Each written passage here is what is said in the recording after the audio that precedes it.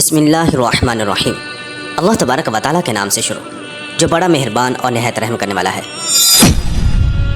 ناظرین محترم، آج کی اس ویڈیو کے اندر ہم آپ کو بیان کریں گے کہ حضور اکرم صلی اللہ علیہ وسلم کے زمانے میں اڑنے والا گھوڑا کس صحابی رسول کے پاس تھا، اور اللہ تبارک و تعالیٰ نے حضرت سلیمان علیہ السلام کو جو اڑنے والے گھوڑے عطا فرمائے تھے وہ اس وقت کہاں ہیں، اور حضرت سلیمان علیہ السلام کو یہ اڑنے والے گھوڑے کہاں سے ملے تھے۔ پیارے دوستو، یہاں سب سے پہلے یہ جان لیجیے کہ تاریخ میں حضرت سلیمان علیہ السلام کے اڑنے والے گھوڑوں سے متعلق یوں بیان ہوا ہے کہ اللہ تبارک و تعالیٰ نے حضرت سلیمان علیہ السلام کو بہت سے معجزے عطا کر رکھے تھے۔ آپ علیہ السلام جانوروں کی بولیاں سمجھ لیتے تھے، ہوا پر آپ علیہ السلام کا قابو تھا، آپ علیہ السلام کا تخت ہوا میں اڑا کرتا تھا، یعنی صبح اور شام مختلف سمتوں کو ایک ماہ کا فاصلہ طے کر لیا کرتا تھا۔ حضرت سلیمان علیہ السلام کی سب سے بڑی خصوصیت یہ تھی کہ آپ علیہ السلام کی حکومت صرف انسانوں پر ہی نہ تھی بلکہ جنات بھی آپ علیہ السلام کے تابع تھے۔ نہ صرف جنات اور حیوانات بلکہ دنیا کی تمام تر مخلوقات ہر وقت حضرت سلیمان علیہ السلام کی خدمت میں موجود رہا کرتی تھی۔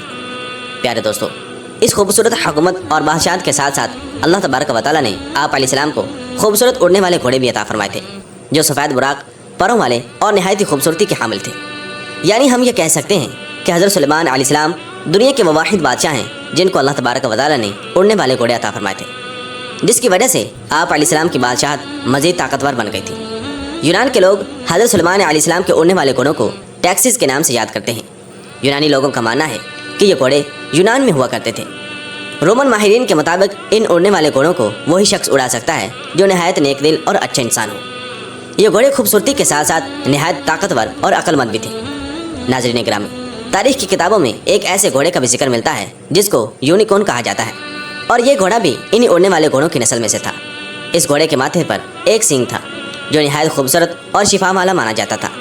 قدیم لوگوں کا یہ عقیدہ تھا کہ اس سے بے شمار بیماریوں کا علاج ہوتا ہے۔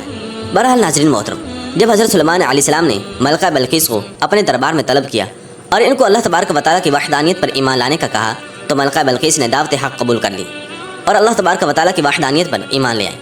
تو حضرت سلیمان علیہ السلام نے ملکہ بلقیس سے نکاح کر لیا۔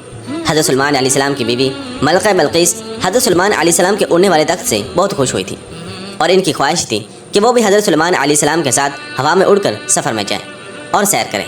ایک مرتبہ ملکہ نے حضرت سلیمان علیہ السلام کی بارگاہ میں عرض کی کہ آپ علیہ السلام ہر وقت اڑنے والے تخت پر بیٹھ کر پوری دنیا کی سیر کرتے ہیں، میری بھی خواہش ہے کہ میں آپ علیہ السلام کے ساتھ اڑنے والے تخت پر بیٹھ کر پوری دنیا کی سیر کر سکوں۔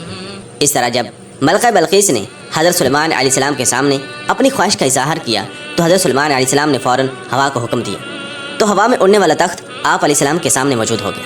اس وقت حضرت سلیمان علیہ السلام نے ہوا کو حکم دیا کہ ملکہ بلقیس کو پوری دنیا کی سیر کراؤ، لہٰذا ملکہ بلقیس اور حضرت سلیمان علیہ السلام اس پر سوار ہوئے اور وہ تخت ہوا میں اڑنے لگا۔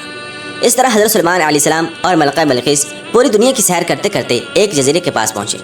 ہوا میں اڑنے والے اس تخت نے حضرت سلیمان علیہ السلام اور ملکہ بلقیس کو سمندر کے بالکل درمیان میں اتار دیا۔ جس جگہ حضرت سلیمان علیہ السلام اور ملکہ بلقیس کو اتارا گیا تھا وہ 7 سمندروں کے درمیان ایک خوبصورت جزیرہ تھا۔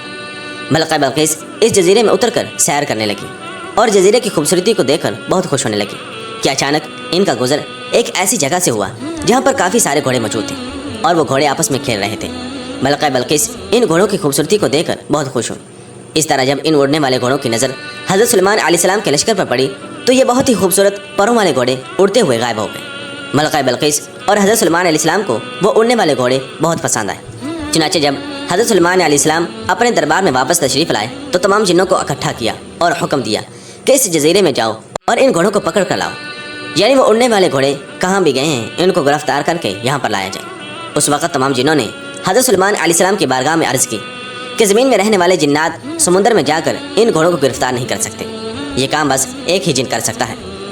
تو حضرت سلیمان علیہ السلام نے فرمایا کہ جو جن گھوڑوں کو پکڑ کر لا سکتا ہے اس جن کو میری بارگاہ میں حاضر کیا جائے۔ وہ جن کون ہے اور اس وقت کہاں ہے؟ تو جنہوں نے حضرت سلیمان علیہ السلام کو جواب دیا کہ حضور، اس جن نے آپ علیہ السلام کا حکم ماننے سے انکار کر دیا ہے، اس کا کہنا ہے کہ میں آزاد رہنا چاہتا ہوں۔ وہ جن ہمارے گروپ سے باہر نکل کر سمندر کے اندر چھپ گیا ہے۔ تو حضرت سلیمان علیہ السلام نے حکم دیا کہ وہ جن جس جگہ پر موجود ہو ہر صورت میں اس کو پکڑ کر میرے پاس لاؤ۔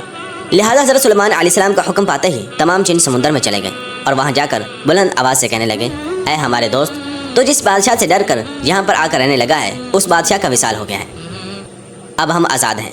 جب سمندری جن نے یہ بات سنی تو وہ خوشی خوشی سمندر سے باہر آ گیا اور اپنے دوستوں کے ساتھ مل گیا۔ اس وقت حضرت سلیمان علیہ السلام کے فرمانبردار جنوں نے اس جن کو گرفتار کر لیا اور حضرت سلیمان علیہ السلام کے بارگاہ میں حاضر کر دیا۔ اس طرح جب اس جن نے حضرت سلیمان علیہ السلام کو دیکھا تو وہ جن ڈرنے لگا اور حضرت سلیمان علیہ السلام سے عرض کرنے لگا کہ مجھے کچھ نہ کہنا، اب میں آپ کے حکم کی فرمانبرداری کروں گا اور آپ علیہ السلام کے حکم کے مطابق ہی رہوں گا۔ تو حضرت سلیمان علیہ السلام نے اس جن سے فرمایا کہ میں سمندر کی سیر کو گیا تھا تو وہاں میں نے اڑنے والے گھوڑے دیکھے، مجھے وہ خوبصورت پروں والے اڑنے والے گھوڑے چاہیے۔ تو یہ سن کر جن بولا کہ حضور مجھے معلوم ہے کہ وہ گھوڑے کہاں ہیں، میں حاضر کرتا ہوں۔ چنانچہ اس کے بعد وہ جن دوسرے جنوں کے ساتھ مل کر ان گھوڑوں کو پکڑنے کے لیے چلا گیا، لیکن ان گھوڑوں کو پکڑنا اتنا آسان نہ تھا۔ جب جنات وہاں پہنچے تو دیکھا کہ وہ خوبصورت گھوڑے سمندر پر پانی پی رہے تھے۔ تو جنہوں نے کسی ترکیب کے ذریعے ان گھوڑوں کو پکڑ لیا اور پھر حضرت سلیمان علیہ السلام کی بارگاہ میں پیش کر دیا۔ یہ گھوڑے جیاد نسل کے تھے۔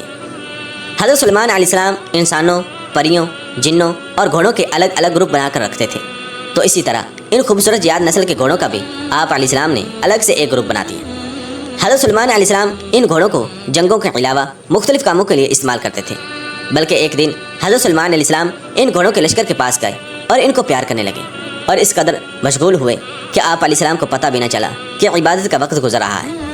اس طرح جب آپ علیہ السلام کی عصر کی نماز کا وقت گزر گیا تب آپ کو پتہ چلا تو حضرت جبرائیل علیہ السلام آپ علیہ السلام کی بارگاہ میں حاضر ہوئے اور عرض کرنے لگے، اے حضرت سلیمان علیہ السلام، آپ دنیا کی نمائش اور مال میں اس قدر گم ہو گئے کہ آپ علیہ السلام کو عبادت کے وقت گزرنے کا پتہ بھی نہ چلا اور آپ علیہ السلام اللہ تبارک و تعالیٰ کی عبادت کرنے سے محروم رہ گئے۔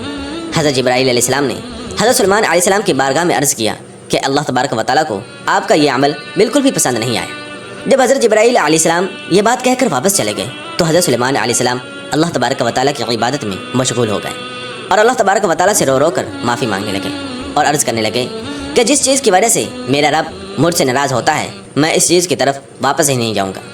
چنانچہ آپ علیہ السلام نے اللہ تبارک و تعالیٰ کی بارگاہ میں بے حد شرمندہ ہو کر معافی طلب کی اور اس کے بعد حضرت سلیمان علیہ السلام نے ان تمام اڑنے والے گھوڑوں کو اپنی بارگاہ میں پیش کرنے کا حکم دیا۔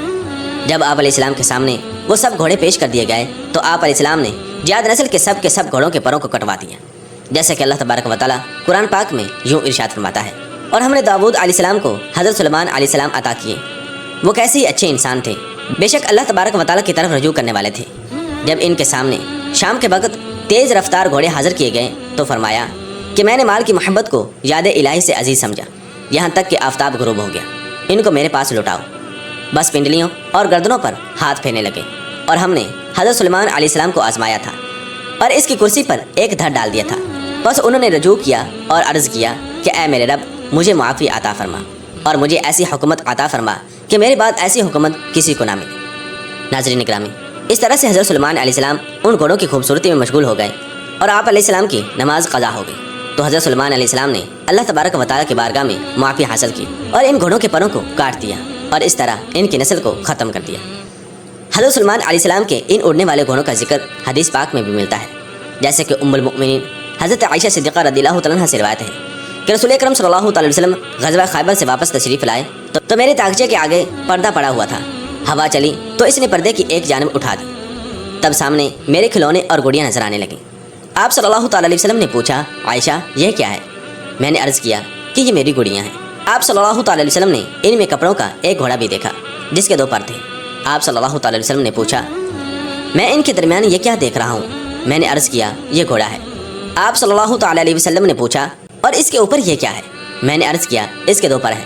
آپ صلی اللہ تعالیٰ علیہ وسلم نے فرمایا کہ کیا گھوڑوں کے بھی پر ہوتے ہیں؟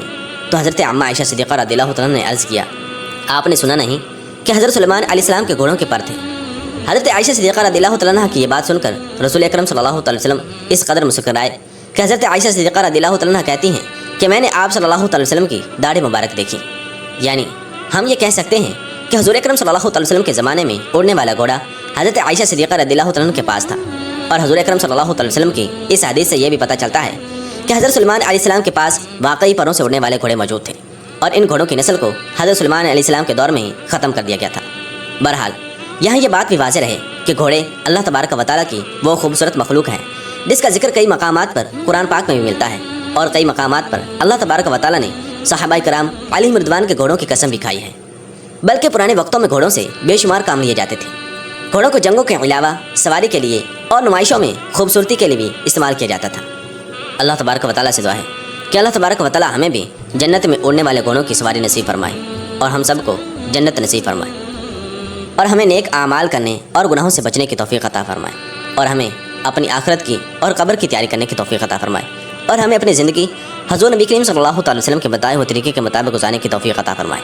آمین بجاہ نبی الامین صلی اللہ تعالی علیہ وسلم۔